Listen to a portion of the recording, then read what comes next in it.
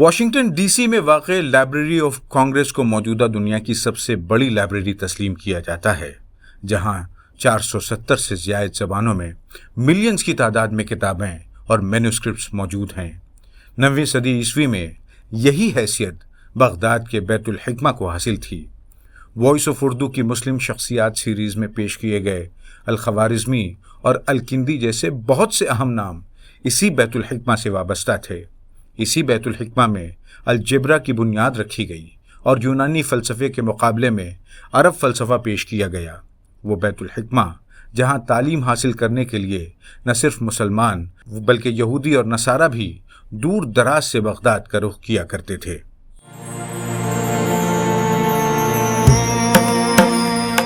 9ویں صدی عیسوی میں بیت الحکمہ یعنی ہاؤس آف وزڈم کے نام سے مشہور ہونے والا علمی مرکز در حقیقت عباسی خلیفہ ہارون الرشید کا ذاتی کتب خانہ تھا، جسے ان کے بیٹے مامون الرشید نے سن 813 عیسوی میں خلیفہ بننے کے بعد عوامی حیثیت دے دی تھی۔ یہ لائبریری کوئی عام لائبریری نہیں تھی، بلکہ اس میں دنیا بھر سے کتابیں اور مخطوطات منگوا کر محفوظ کیے گئے تھے۔ ہارون الرشید اور ان کے وزیر یحییٰ برمکی نے عظیم یورپی حکمراں شارلیمان اور بازنطینی حکمرانوں سے سفارتی ذرائع سے کتابیں منگوائیں یا خلیفہ کی علم دوستی دیکھ کر انہیں تحفتاً کتابیں پیش کی گئیں۔ اس کے علاوہ ایران اور روم کے مفتوحہ علاقوں سے کتابیں اور مینوسکرپٹس حاصل کیے گئے۔ ہارون الرشید نے جب بازنطینیوں سے معاہدے کیے تو ان معاہدوں میں کتابوں کی منتقلی کو بھی اہم شرط کے طور پر شامل کیا گیا۔ اس کے علاوہ آرمینیا، مصر، شام، قبرص اور ہندوستان جیسے دور دراز کے خطوں میں حکومتی ڈیلیگیٹس بھیج کر نایاب کتابیں منگوائی گئیں اور اکثر اوقات ان کتابوں کے لیے بھاری رقم بھی خرچ کی گئی۔ عباسیوں کا دنیا بھر سے کتابیں جمع کرنے کا یہ عمل شوقیہ نہیں بلکہ حکومتی پالیسی کا حصہ تھا۔ اس امر کی تصدیق اس واقعے سے ہوتی ہے کہ سن 820 عیسوی میں جب مامون الرشید نے روم فتح کیا تو اس نے رومی بادشاہ سے جزیے کی شکل میں رقم یا سونے کے بجائے ارسطو، بقراط، جالینوس، اقلیدس اور بطلیموس کی کتابوں کا مطالبہ کیا، جسے سن کر خود شاہ روم بھی حیران رہ گیا، کیونکہ یہ وہ زمانہ تھا جب عیسائی دنیا میں کلیسا کی جانب سے فلسفہ و منطق کی کتابوں پر پابندی لگائی جا چکی تھی۔ 9ویں صدی عیسوی میں بیت الحکمہ میں موجود کتابوں کی تعداد کا اندازہ اس بات سے لگایا جا سکتا ہے کہ وہاں لاکھوں کی تعداد میں صرف مخطوطات یعنی مینوسکرپٹس موجود تھے، جبکہ کتابوں کی تعداد ان سے کہیں زیادہ تھی۔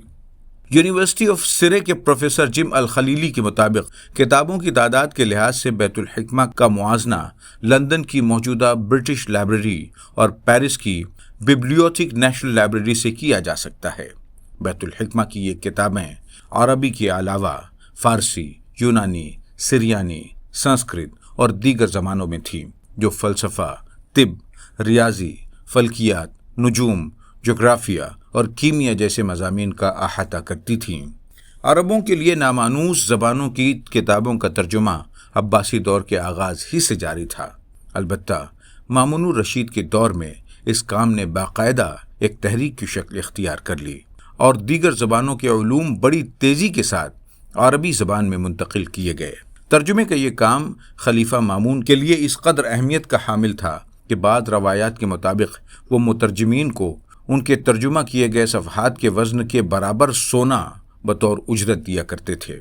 بیت الحکمہ میں کتابوں کے ترجمے کے لیے مامور افراد اپنے زمانے کے اہل علم و دانش تھے، جو نہ صرف کتابوں کا ترجمہ بلکہ تحقیق کے ساتھ ان میں موجود غلطیوں کی نشاندہی اور درستگی کا کام بھی کیا کرتے تھے۔ ان میں حنین بن اسحاق کا نام قابل ذکر ہے، جنہوں نے یونانی طب اور فلسفے کی کتابوں کا ترجمہ کیا۔ حنین کے بارے میں مشہور ہے کہ وہ موٹے کاغذ پر جلی حروف میں ترجمہ کیا کرتے تھے تاکہ اجرت کے طور پر خلیفہ سے زیادہ مقدار میں سونا حاصل کر سکیں۔ بیت الحکمہ میں ریاضی، فلکیات اور سائنس کے ماہر ثابت بن قرہ حرانی بھی موجود تھے، جنہوں نے یونانی سائنس کی کتابوں کو عربی زبان میں منتقل کرنے کے ساتھ ساتھ ان میں موجود غلطیوں کو بھی دور کیا۔ فن ترجمہ نگاری میں کمال مہارت کی وجہ سے ثابت کو رئیس المترجمین کے لقب سے یاد کیا جاتا ہے۔ ثابت کے بیٹے سنان نے اس روایت کو جاری رکھا اور انہی کی نگرانی میں دنیا کا سب سے پہلا میڈیکل ایگزام لیا گیا۔ وہاں یعقوب الکندی بھی موجود تھے، جنہوں نے یونانی فلسفے کا اپنی نگرانی میں ترجمہ کروایا اور اس کے مقابلے میں اپنا فلسفہ بھی پیش کیا، جس کی بنیاد پر انہیں عربوں کے فلسفی کے نام سے جانا جاتا ہے۔ وہاں یونانیوں نسل قسطہ بن لوقا بھی موجود تھے، جو یونانی کے ساتھ ساتھ عربی اور سریانی زبانوں پر بھی مہارت رکھتے تھے۔ قسطہ کے بارے میں کہا جاتا ہے کہ وہ ریاضی، منطق، طب اور طبیعیات کے عالم تھے، لیکن بیت الحکمہ میں صرف مترجم کے طور پر کام کرتے تھے۔ ترجمے کے کام میں عباسی خلفاء کی غیر معمولی دلچسپی دنیا کی نظروں سے پوشیدہ نہیں تھی۔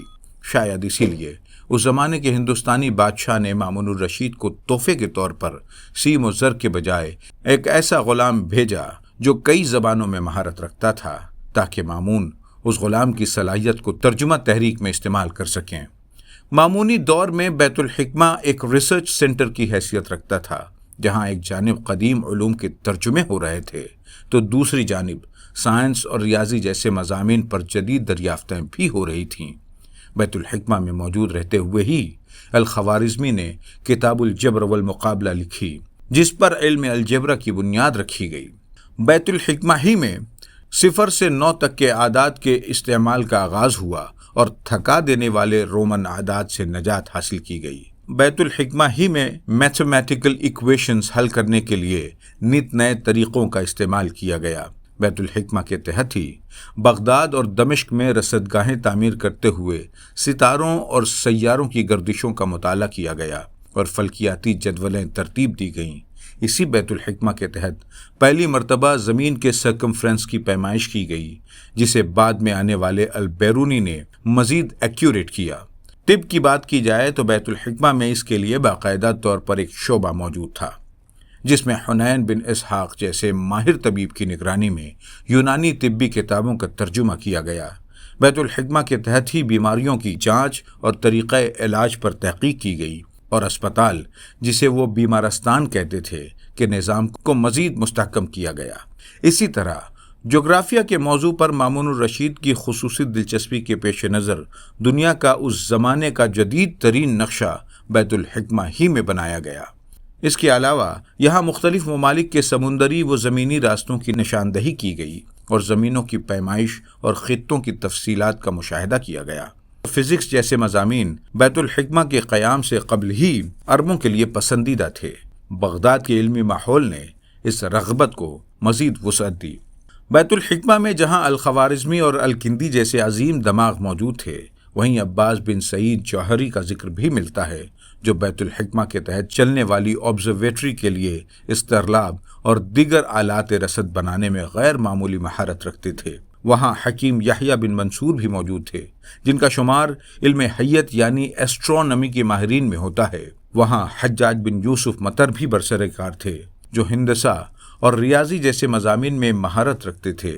آپ نے مامون الرشید کے حکم پر بیت الحکمہ میں کتابیں جمع کرنے کے لیے دور دراز کے سفر بھی کیے۔ وہاں خالد ابن عبد الملک مروزی بھی موجود تھے، جو علم نجوم میں مہارت رکھتے تھے اور بیت الحکمہ میں ہونے والی فلکیاتی تحقیقات کی نگرانی کرتے تھے۔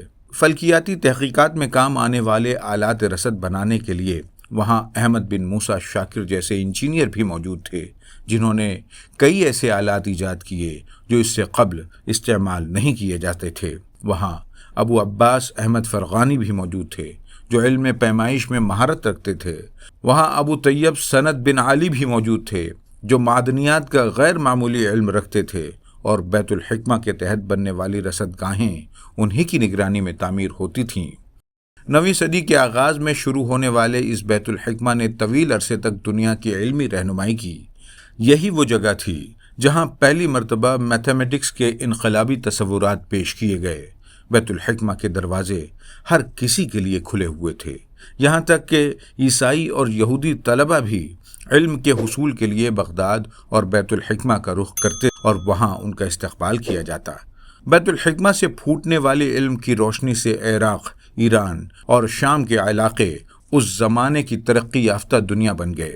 خلفاء کی تبدیلی اور سیاسی اتار چڑھاؤ کے درمیان 400 سال سے زیادہ عرصے تک بیت الحکمہ کا فیض جاری رہا۔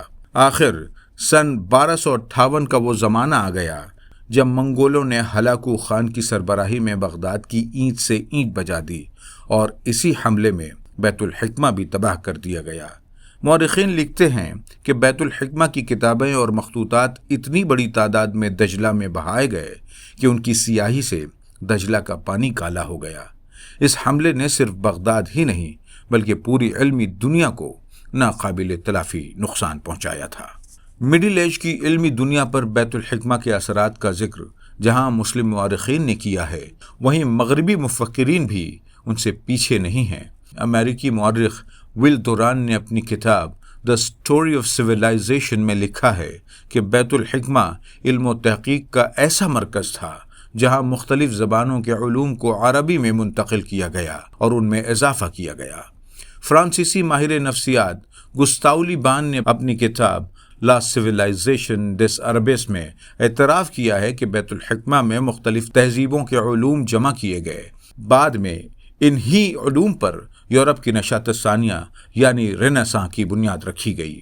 برطانوی مفکر برٹرینڈ رسل نے اپنی کتاب ہسٹری آف ویسٹرن فلاسفی میں لکھا ہے کہ مسلمانوں نے یونانی علوم کو محفوظ کیا اور اسے پروان چڑھایا۔ بغداد کا علمی مرکز یعنی بیت الحکمہ اس کام میں بنیادی حیثیت رکھتا ہے۔ امریکی مورخ جارج ساٹن نے اپنی کتاب the introduction to the history of science میں لکھا ہے کہ بیت الحکمہ اس دور کا سب سے بڑا علمی مرکز تھا جہاں سے سائنس، فلسفہ اور ریاضی کو بے مثال ترقی حاصل ہوئی۔ فرانسیسی سرجن رابرٹ ریفالٹ کی کتاب دا میکنگ آف ہیومینٹی میں ملتا ہے کہ جدید یورپی سائنس کی بنیادیں اسلامی تہذیب خصوصاً بیت الحکمہ جیسے اداروں پر رکھی گئی۔